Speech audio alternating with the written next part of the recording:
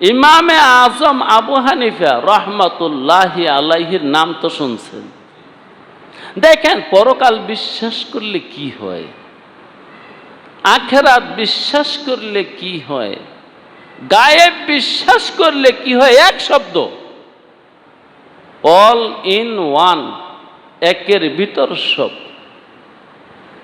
কবরের আযাব থেকে শুরু করে, আজরাইল থেকে শুরু করে, ফেরেশতা, আল্লাহ, সাত আসমান, সাত জমিন, আরশে আজিম, লৌহ মাহফুজ, আল্লাহ, তারপরে তার জাত, অস্তিত্ব, জান্নাত, জাহান্নাম, কিয়ামত, হাসর, নসর, মিজান, ফুলসিরত, সব আল্লাহ ঢুকাই দিছে একটা শব্দের মাঝে। সেই শব্দটার নাম হলো গায়েব। তো আল্লাহ বলেন, কোরআন তো হেদায়েত করবে তাদেরকে, কাজ করবে তাদেরকে যারা গায়েব বিশ্বাস করে। দেখেন গায়েব বিশ্বাস করলে যে কেমন কাজ করে। ইমামে আজম কাপড়ের ব্যবসা করতেন। বাইরে মৌলবীদের আসল স্রোত এটা না যে ভিক্ষা করবে।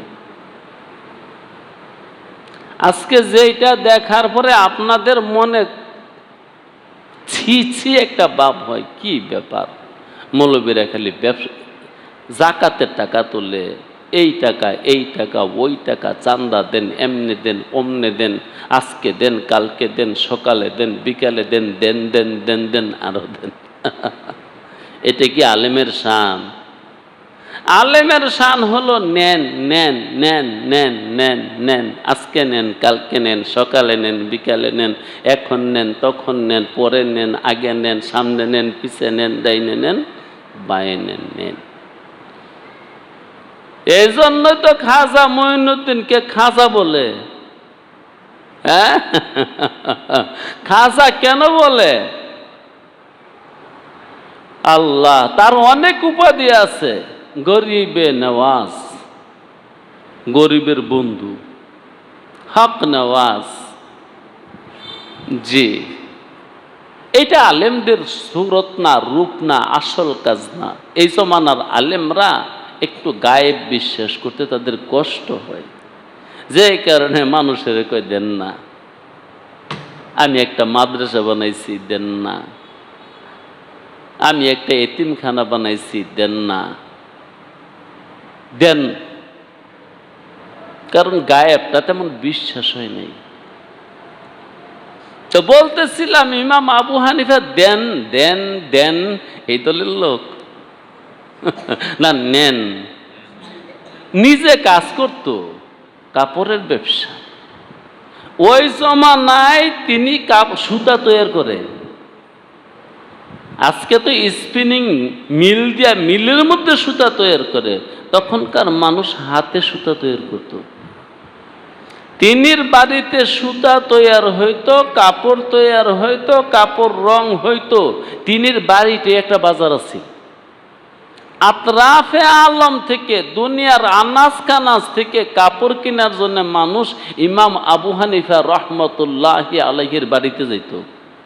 বড় বড় পাইকাররা ওই সময়ের টাকায় লক্ষ লক্ষ টাকার কাপড়, যেগুলো এখন মিলিয়ন বিলিয়ন টাকা, তিনির বাড়ি থেকে গিয়ে কিনে তামাম দুনিয়ায় বিক্রি দিত বড় বড় ব্যবসায়ীরা।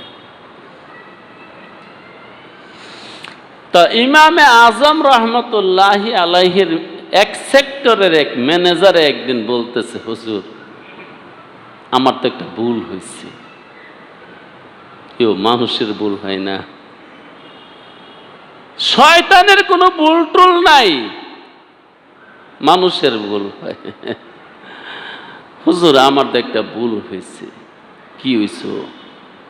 ওরা খুব বদমেজাজি আছিল। ইমাম আবু হানিফা, ইমাম মালিক, ইমাম শাফিঈ, ইমাম আহমদ ইবনে হাম্বল, বদমেজাজি না? একটু কাপড় দোষী হইলে থাপড়াইয়া কর্মচারীর দাঁত ফালাই দিছে না? না, আল্লাহু আকবার। ওরা সান্ত্বনা দিছে, বাবা রে তোর মনটা খারাপ কে? হুজুর কাপড় তো একটু দোষী হয়ে গেছে। তোর বোকা, তুই মানুষ না, একটু তো দোষী হও, ওই স্বাভাবিক। যা, ওইটার লেগে মন খারাপ করিস না। আর আমগো ব্যবহার দেখলে কুত্তায় কয় আমি যাই গে এই দেশের, কারণ মানবে যেই ব্যবহার করে আমি কুত্তায় এই ব্যবহার শিখছি না এখনো। মহাজ্ঞানী কি কও? বিষয়টা এরকম না, কর্মচারীর সাথে এরকম ব্যবহার করে। আল্লাহু আকবার। কর্মচারী না, অধীনস্থ যায় আছে, হ্যাঁ, আবার ওর উপরে যায় আছে, কোথাও এতবার ডাক দেয় না, বছরে বস বস, সার সার সার সার সার, উঠতে বইতে খাইতে লইতে পুইতে। আমি একদিন আমার রুম বইয়া, আমার গড্ডাত বইয়া একজনে হ্যাঁ সারে বলে হুম দিছে, মাত্র 2 মিনিট কথা কইছে, 62 বার স্যার কইছে। আমি গুন্না রাখছি, মিথ্যা কথা কই নেই আপনাদেরকে হাসানের জন্যে। 2 মিনিটের কথায় 62 বার স্যার কইছে। কথা কইছে কয়টা? তো ওরে জিগাইলাম ফোন কাটার পরে, কিরে তুই কার লগে কথা কইলি? আমার স্যার। কি এর স্যার? ঢাকা ইউনিভার্সিটির স্যার। ওই ঢাকা ইউনিভার্সিটির ছাত্র। তুই এমনি স্যার স্যার কইলি, তুই কা জানস কয়বার স্যার কইছি? কইস কয়বার স্যার কইস তুই জানস? ও কয়বার কইছি? আমি কে 62 বার স্যার কইস। তাহলে 2 মিনিটের 1 মিনিট তো গেছে গা তোর স্যার কইতে কইতে হই। আল্লাহু আকবার। জি স্যার, জি স্যার, ইয়েস স্যার, জি জি জি স্যার, স্যার ঠিক আছে ঠিক আছে স্যার, ঠিক আছে। কি এক অবস্থা! হ্যাঁ, দুনিয়াওয়ালা দুনিয়া পাবার জন্যে, দুনিয়ার গোলামে দুনিয়া পাবার জন্যে আরেক দুনিয়াওয়ালার এক কেমনে স্যার ডাকে? আল্লাহকে এইভাবে কোনো দিন ডাকে নাই। তো এক কর্মচারী বলতেছে, হুজুর আমার তো ভুল হয়ে গেছে। কি ভুল হয়েছে? আপনার এক গুদাম কাপড় ছিল, উন্নত মানের কাপড়। এক পার্টি আইছে, এক ব্যবসায়ী আইছে, এক বণিক আইছে, সদাগর আইছে, তার কাছে সব বিক্রি করছি। এই যে টাকা, ওই সময় তো সোনার টাকা। কিসের টাকা? সোনার টাকা। এই যে টাকা। তো হুজুর আমার ভুলটা হলো, এই ঘরের মধ্যে দিয়ে স্যাম্পল হিসাবে একটা কম দামের কাপড় থুইছিলাম, এটা আমার মনে নাই। এখন তো এই ভালো কাপড়গুলোর সাথে একটা কম দামের কাপড় গেছে ওই ভালো দামে। কথাটা বুঝতেছেন নি? একটা কম দামের কাপড় গেছে গা ভুলে ভালো কাপড়ের সাথে, কিন্তু দাম লোকটায় ভালো কাপড়ের দিয়ে গেছে, কিন্তু তার বাড়ি কই ঘর কই আমার কিচ্ছু জানা নেই, সে মাল নিয়ে চলে গেছে। আল্লাহ। ইমামে আজম বলল সমস্যা নাই, থাক। এখানে যতগুলো স্বর্ণ মুদ্রা আছে, এই দেশের ফকির মিসকিনকে ভাগ করে দিয়ে দাও। আপনি হলে কত ব্যাখ্যা করে খেয়ে ফেলতেন। রাতকে দিন বানাইতেন, দিনকে রাত বানাইতেন। ওই যে ফকির বেটি কইছিল, বাবা বাবা রে, আমার পানের বুগুল যদি মানসে পায় তো দিব, আর যদি মোল্লায় পায় তো দিত না। কই কে রে? কই একটা ফত্তা দিয়া জায়েজ কইরা খাইয়া ফেলাইব আমার পান গিলা। বর্তমানের হুজুর গো সব জায়েজ। না জায়েজ হলো পাবলিকের জন্যে, আর হারাম হলো সব, হারাম হলো পাবলিকের জন্যে, আর সব জায়েজ তাদের জন্যে। তারা যা পায় তা খায়, কেমনে খায় ওগুলা ওরা জায়েজ বানাইতে পারে। কারণ মুফতি সাহেব তো, মুফতি সাহেবে জায়েজ বানাইতে না পারলে কিসের মুফতি হয়েছে? মুফতি সাহেবের কাম কি? ফতুয়া দেওয়া না? তো ফতুয়া দিয়া যদি এই টাকাটা জায়েজ না বানাইতে পারি, এটা পারছে না ইমামে আজম আবু হানিফা, বলছেন এই টাকাগুলো ফকির মিসকিনকে দিয়া দাও, দিয়া দাও। হ্যাঁ, পরকাল বিশ্বাস হইলে মানুষ ইমাম আবু হানিফার মতন হয়ে যায়, যে এক গুদাম কাপড়ের সাথে একটা কম দামের কাপড় গেছে, যেই কারণে সবগুলো টাকা দান করে দিচ্ছে, দিয়ে দাও। এটাই বলছে, গায়ে বিশ্বাস হইলে তোমার সব বদলে যাবে। ওই যে আমার তালুই বইয়ে রয়েছে, তালুই বলে বিদেশ যাইব। আচ্ছা, বিদেশ কি গায়েব যায় বিশ্বাস করে ওই যায়, না যায় গায়েব বিশ্বাস করে করে না ওই যায়? বুঝেন নাই? যার গায়েব বিশ্বাস হয় নাই সে বিদেশ যায়। এক কথায় শেষ, বেঈমানে বিদেশ যায়, বেঈমানে যার ঈমান নাই। প্রথমে বলছিলাম বাইরে জান্নাত বিক্রি করব অত্যন্ত কম দামে, কিন্তু পয়সাটা সঠিক হইতে হইব। হ্যাঁ, অচল পয়সা হলে চলবে না, সচল পয়সা লাগবে। বিদেশ যায় বেঈমানে, আল্লাহর জাতের উপর যার ভরসা নেই এবং বিশ্বাস নেই, যে আমার আল্লাহ আমার কাছে রিজিক পাঠাইয়া দিবেই, এই বিশ্বাসটা যার নাই ওই বিদেশ যায়। কারণ আলহামদুলিল্লাহি রাব্বিল আলামিন, সমস্ত প্রশংসা তার, জগৎকে যিনি লালন পালন করেন। এই আয়াতের ব্যাখ্যা করতে গিয়া আল্লাহ, আচ্ছা এই আয়াতের তর্জমা কি আমরা বেশি বুঝছি না রাসূলুল্লাহ বেশি বুঝছেন?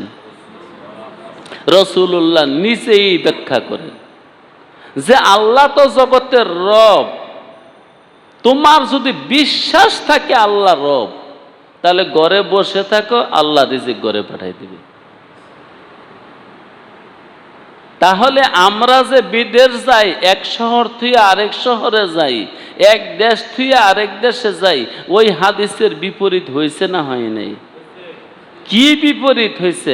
রসুল যে বলছে বিশ্বাস হইলে বসে থাকো, তাহলে বোঝা গেল আমার বিশ্বাস হয় নাই।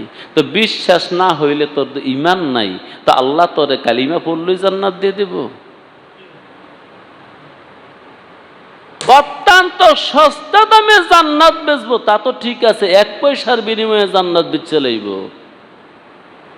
কিন্তু পয়সাটা অচল হলে চলবে না, সচল হতে হবে। জাল টাকা হলে চলবে না। হ্যাঁ, আসলে সরকার ছাপাইছে এমন টাকা হতে হবে। নেক ঠিক আছে, অনেক লাগবে না, একটা নেকের বিনিময়ে আল্লাহ জান্নাত বিক্রি করে ফেলবে, যদি নেকটা নেক হয়। যারা বিদেশ যায় ওরা গায়ে বিশ্বাস করতে পারে নাই। যেমন আল্লাহর নবী মুহাম্মদ আরবি সরওয়ারে কায়নাত সরদারে দু জাহা খাতামুল আম্বিয়া সাল্লাল্লাহু আলাইহি ওয়াসাল্লাম বলেন, মানুষের মরণকালে তাকে আজরাইল যেমনে খোঁজে তার রিজিকে তাকে ওইভাবে খোঁজে। তাহলে রসুলের ভাষ্য মোতাবেক রিজিকে আমারে খোঁজে না খোঁজে না? উল্টা এখন আমি শরীয়ত ছাইরে দিয়ে রিজিক খুঁজি, তাহলে তার ঈমান আছে না গেছে? ওই কি গায়ে বিশ্বাস করছে না গায়ে বিশ্বাস করে নেই? বিশ্বাস করে নেই। আরে মিয়া, যার ধর্মের কথা শুনে মাথায় টুপি দিচ্ছ, দাড়ি দেখছো, মাগরিবের নামাজ পড়ছো, সে ওইটা কইছে তোমার রিজিকে তোমারে হন্য হন্য করে বিচারতেছে, তুমি কই আছো? কারণ প্রত্যেকটা রিজিকের দানায় দানায় তোমার নাম লেখা। আর যেই দানাটা ফাঁকি কইরা খায়, যেমন আটা, গম কি আস্তা খায়? হ্যাঁ, ফাঁকি করে না, পাউডার বানায় না, আটা বানায় না, এ আটার কণিকায় কণিকায় তোমার নাম লেখা। তোমার অংশের টুকু তোমার খেয়ে তারপরে মরতে হবে, এর আগে মরবার তোমার কোনো সুযোগ নাই। আমি তো জীবনে দেখছি রোগ হওয়ার পরও 20 বছর বিছনা শুয়ে রয়েছে, মরে না মাগার। রোগ হওয়ার পরে 30 বছর বিছনায় শুয়ে রয়েছে, মরে না মাগার। আরে মিয়া 50 বছর বিছনায় শুয়ে রয়েছে, 50 বছর পরে মারা গেছে। অসুস্থ হওয়ার, বিছনায় শোয়ার 50 বছর পরে মারা গেছে। আমি এরকম লোকও দেখছি। কারণ তার যে রিজিক আছে এগুলা খাইবো কাটায় গেলে গা, এগুলা বুক করবো কাটায় চলে গেলে। ওই যে রাসূলুল্লাহ বলছে, তোমার ভাগে যা লেখা ওইটা খেয়ে দিয়ে বুক করে শেষ করে তোমার যেতে হবে, এর আগে তোমার যাইবার কোনো কৌশল নাই। এগুলা গাইবী কথা না? এগুলা যারা বিশ্বাস করছে ওদের কাজ কর্ম কথা বার্তা আচার ব্যবহার লেনা দেনা সব ভিন্ন। তা আমার রিজিকে আমারে তালাশ করতেছে, মানুষটা কই, মানুষটা কই। তাইলে যারা বিদেশ যায় তারা বড় ইমানদার না? বেঈমান, বেঈমান। সবচেয়ে বড় সমস্যা কি তাদের? বেঈমানির পাশাপাশি বিয়া করছে, যুবতী বউ গরথিয়া চলে গেছে, সবের কাজ না? ওইখানে গিয়া পাপ করে, আর বাংলাদেশে ওর বউ পাপ করে।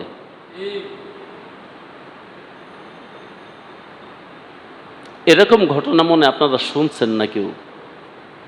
যে বউ থুইয়া চলে গেছে, এই বউ অন্যের সাথে ধরা পড়ছে, এরকম ঘটনা শুনেন নাই? জি, এক জরিপে দেখলাম বিদেশ যাওয়ার কারণে বর্তমানে বাংলাদেশের 17% সন্তান জারজ। শুধু এটা বিদেশ করার কারণে। ওই যে বউ থুইয়া চলে গেছে, বাচ্চাটা তার না।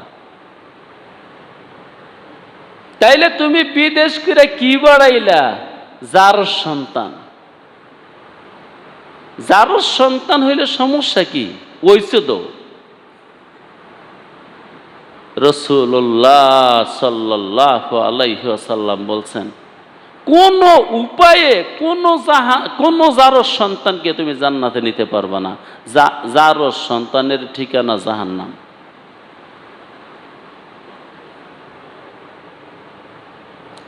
তোমার বউয়ের কাছে তুমি টাকা পাঠাও বিদেশ থেকে, ওই না পর্দা দিয়ে গর্ব হয়ে থাকে, ওই সারাদিনই কেনাকাটা করার জন্য বাজারে বাজারে ঘুরে বেড়ায়। এমনকি এক মুঠ শাক কিনে 1 ঘন্টা লাগাইয়া উল্টায় দেখে, পল্টায় দেখে, এমনে দেখে, ওইভাবে দেখে, থুইয়া জায়গা আরেক বেটার কাছে যায়। মানে কত হয়েছে বাজারও ঘুরবো, কারণ জামাই তো দেশে নাই। কত জামাই বাজারও আছে, ওদেরকে দেখলো, একটু ধাক্কা লাগলো। দুশ্চরিত্রের মানুষ যারা, মহিলা হইলে পুরুষ দেখলেও ভাল লাগে, ডরতে হয় না। দুশ্চরিত্রের মানুষ যারা, বিপরীত লিঙ্গের মানুষ দেখলেই ভালো লাগে, ডরতেও হয় না, খাইতেও হয় না, শুইতেও হয় না। কেউ যারা সিনেমা দেখে, নায়িকা দেখলে ভাল লাগে না খারাপ লাগে?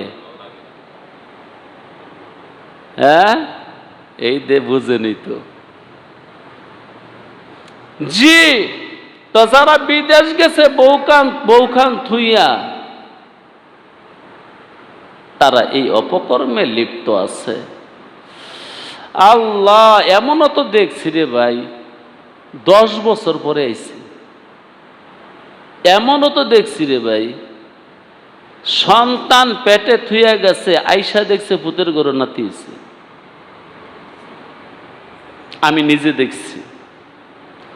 বাচ্চা বউয়ের পেটে থুইয়া গেছে, ওই বাচ্চা জন্ম হইয়া বড় হইয়া 22 বছর বয়সে বিয়ে করছে, তার পুতের ঘরের নাতি হয়েছে, তখন সে বিদেশ থেকে।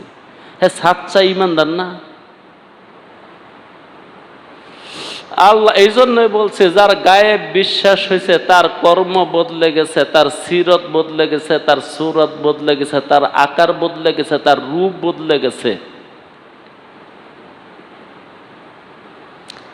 আল্লাযীনা ইউমিনুনা বিল গায়ব।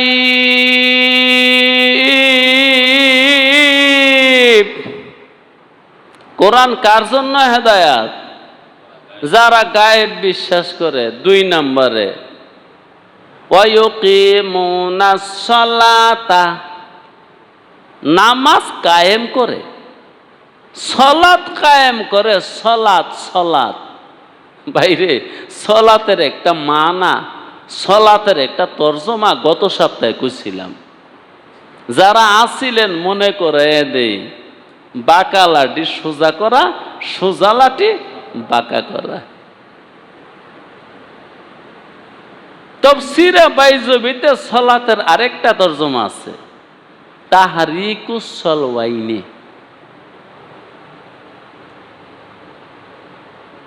কোমর নাচানো, কোমর দুলানো। আমি আসলে তর্জমাটা একটু এইভাবে না, তর্জমাটা হলো নিতম্ব নাচানো। সলওয়াইনে তাসনিয়া ব্যবহার করছে। আল্লাহ, লজ্জা লাগতেছে ব্যঙ্গে কইতে, যাক বুঝে নেন, কোমর নাচানো, নিতম্ব নাচানো। নর্তকীরা নিতম্ব নাচায়, আর পুরুষে দেখা হাঁ কইরা চাইয়া থাকে। নর্তকীরা কি জুলায়? রূপবানে নাচে কি জুলাইয়া? আচ্ছা, এখন কত হইল সলাতের তর্জমা এত খারাপ? হ্যাঁ, কারণ তোমার কোমর যদি না নাড়াও, না ঝুলাও, নামাজ হবে? প্রথম ছিলা দাঁড়ানো, গেলা রুকুর মধ্যে কোমর সোজা রাইখা না এটারে নাড়াইয়া, আবার দাঁড়াইছ, আবার নড়াচড়া করছে, আবার সেজদাত গেছ, কোমর তোমার ঝুলাইতে হয়েছে না ঝুলাইতে হয় নাই? 2 সেজদার মাঝখানে বসলা, কি কোমর আগের মতোই আছে? না। এই কোমরকে না নাড়াইলে নামাজ হয় না। ওই তর্জমা থেকে নেওয়া হয়েছে সলাত। সলাত মানে কোমর হেলানো, নিতম্ব নাচানো। আরো সহজে, আল্লাহু আকবার। মানুষের পাছা কয়টা? 2টা। পাছা কয়টা? পাছা কয়টা? এই 2 পাছা নড়ানোর নাম হলো সলাত। এগুলা আবিদানি করত তাফসীরে বাইজুবিতে লেখা তাহরিকুস সলওয়াইনে। 2টা পাছাকে নাড়ানোর নাম হলো সলাত। এগুলা আবিদানি করত। আর মিল আছে, আপনি পাছা না নাড়াইয়া নামাজ পড়তে পারবেন? এই জন্য কেউ তো মন্তব্য করছে, স্বাস্থ্যবিজ্ঞানীরা, দুনিয়ার মধ্যে সবচেয়ে বড় ব্যায়ামের নাম হলো সলাত। আপনার জিমে ভর্তি হইয়া শরীর চর্চা করতে হবে না, আপনি নামাজ পড়েন। আপনার শরীরের এমন কোনো জোড়া নাই যেই জোড়াটা নামাজের মধ্যে নাড়াতে হয় না। এমন কোনো জোড়া নাই, 365টা জোড়ার একটা জোড়াও নাই যে এটা সলাতের মধ্যে নাড়াতে হয় না, না নাড়াইয়া নামাজ পড়া যায়। তোমার মাথা থেকে পাতা পর্যন্ত সব কিছু নাড়াইতে হয়, ব্যায়াম করতে হয় নামাজের মধ্যে। যে বলছে যে নামাজ পৃথিবীর শ্রেষ্ঠ ব্যায়াম, সে ঠিকই বলছে। কারণ তুমি যদি হাঁটো, সকল অঙ্গ নাও নড়তে পারে। তুমি যদি হাতের ব্যায়াম করো, তো রানের ব্যায়াম নাও হইতে পারে। তুমি যদি রানের ব্যায়াম করো, এগুলো ব্যায়াম ভিন্ন আছে না? এগুলো যুবকরা বুঝবো। তাহলে রানের ব্যায়াম ভিন্ন না, পেশির ব্যায়াম ভিন্ন না, গাড়ের ব্যায়াম ভিন্ন না, কোমরের ব্যায়াম ভিন্ন না, মেরুদণ্ডের ব্যায়াম ভিন্ন না, পায়ের ব্যায়াম ভিন্ন না, আঙ্গুলের ব্যায়াম ভিন্ন না। আর নামাজ এমন একটা ব্যায়াম, শরীরের যত অঙ্গ আছে সমস্ত অঙ্গের ব্যায়াম করায় ছেড়ে দেয়। আল্লাহ, তাইলে 2টা তর্জমা শোনাইলাম। সলাৎ অর্থ হলো বাঁকা লাঠি সোজা করা, সোজা লাঠি বাঁকা করা। এটা কি নামাজের মধ্যে পাওয়া যায় না পাওয়া যায় না? আরেকটা তরজমা শোনাইছি তাহরিকুস সলবাইনে কমাস। আরেকটা তরজমা আছে সলবুন শব্দের অর্থ হলো রানের দুই রানের দুইটা জোড়া। দুইটা রানের দুইটা জোড়া আছে না নাই? হ্যাঁ, কুলুপ বসানো। গরু জবাই করলে দেখবেন আল্লাহ কি সিস্টেমেতে বসাই দিছি, বাঁকা বাঁকা হয়, সোজা হয়, ঘুরে। এই যে আমি হাতটা ঘুরাইতেছি এমনি নাকি? এই দুই রানের দুই জোড়াকে সলবুন বলা হয়, তাসনিয়া হলো সলবাইনে। তাই রানের দুই জোড়াকে নাড়ানোর নাম হলো সলাত। এই দুই জোড়া না নাড়াইয়া নামাজ পড়া যাবে? এগুলা হলো আবিধানিক অর্থ। শরীয়তে অনেক জায়গার মধ্যে সলাৎ সলাৎ সলাৎ সলাৎ শব্দ ব্যবহার করছে। যেমন আমাদেরকে আদেশ করছে আকিমুস সালাহ, তোমরা নামাজ কায়েম করো, দায়েম করো। আবার ওই দিকটা বলছে সল্লু আলাইহে, আল্লাহ রসুলের উপর সলাৎ পড়ো। আবার বলছে আমি আল্লাহও সলাৎ করি, ফেরেশতারাও সলাৎ করে, পাকপাখালিরাও সলাৎ করে। এখন জানার বিষয় হলো সবার সলাৎ কি এক না ভিন্ন? সবাই সলাৎ করে। ইন্নাল্লাহা ওয়া মালাইকাতাহু ইউসাল্লুনা আলান নাবিয়্যি, ফেরেশতারাও সলাৎ পড়ে, আল্লাহ নিজেও সলাৎ পড়ে। ও আদমের জাতি তোমরাও সলাৎ পড়ো। সবার সলাৎ কি আপনি মনে করেন একরকম না ভিন্ন ভিন্ন? এই জন্য আপনাদেরকে শোনাই সলাতেরা মানা মুদ্দার লুগাত চার। সলাতেরা মানা মুদ্দার লুগাত চার। দুরুদ তাসবিহ রহমত ইস্তিগফার। বাইরে ব্যাকরণ না পড়া, গ্রামার না পড়া কোরআন বোঝা সম্ভব না রে ভাই। ভাষা বিজ্ঞানীদের মত একটা একটা মত শোনাই আপনাদেরকে। বর্তমান পৃথিবীতে ৮০,০০০-এর উপরে ভাষা আছে, আর রাষ্ট্রীয় ভাষা আছে ৬৫টা। রাষ্ট্রীয় ভাষা ৬৫টা। আমি নিজে ইন্টারনেটে দেখছি সার্চ দেয়া। যেমন বাংলাদেশের রাষ্ট্রীয় ভাষা বাংলা, ইন্ডিয়ার রাষ্ট্রীয় ভাষা হিন্দি, পাকিস্তানের রাষ্ট্রীয় ভাষা উর্দু, সৌদি আরবের রাষ্ট্রীয় ভাষা আরবি, চীন দেশের রাষ্ট্রীয় ভাষা চায়না। এরকম রাষ্ট্রীয় ভাষা আছে ৬৫টা। কয়টা? ৬৫টা রাষ্ট্রীয় ভাষা। কয়টা?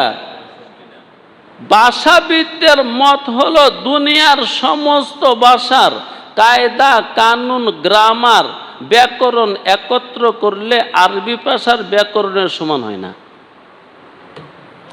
আরবি ভাষার ব্যাকরণ এত বেশি এত বেশি এত বেশি, এজন্য আলেম হওয়া কোনো খেলা না, দুলা না। জীবনটা দিলে সামান্য কিছু এলেম পাওয়া যায়, সামান্য যত কিনছে জীবনটা দিলে। তাইলে শেরটা আবার শোনাই সলাতেরা মানা মুদ্দার লুগাত চার। দুরুদ তাসবিহ রহমত ইস্তিগফার। ওয়া আখির দাওয়ানা আনিল হামদুলিল্লাহ।